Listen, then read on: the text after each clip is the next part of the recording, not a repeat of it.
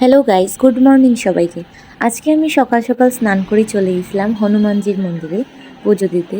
হনুমানজির মন্দিরটা পড়েছে জিন্দাবাজার ঠিক পয়েন্টে, লন্ডন ম্যানশনের ঠিক অপোজিটে। তো মন্দিরটা অনেক সুন্দর। সবাই জানে না এখানে যে মন্দির আছে।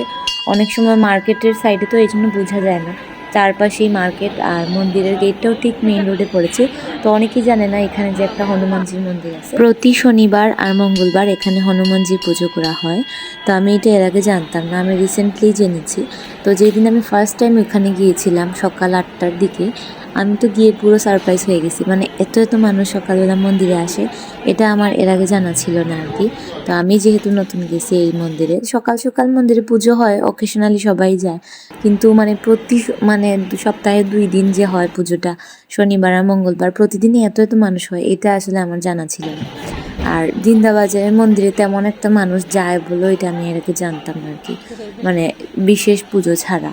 তো এটা আমার জন্য অনেক বড় একটা সারপ্রাইজ ছিল। যাই হোক, ওইখানে পুজোর পরে প্রতিদিনই প্রসাদ দেওয়া হয়। তো আমরা পুজোর পরে প্রসাদ খেয়ে বাসায় চলে আসি। এসে আমাদের ঠাকুরের জন্য আমি ভোগ রান্না করি, খিচুড়ি ভোগ।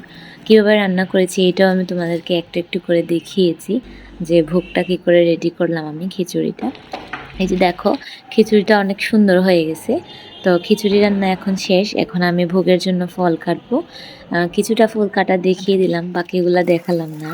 তো আমার ভোগ রেডি হয়ে গেছে। যেহেতু আমি বাইরে থাকি, এই জন্য এটা হচ্ছে আমার রুমের ছোটোখাটো পুজোর আয়োজন। বাসায় থাকলে অবশ্যই আরও বড় সড়ো হতো পুজোটা।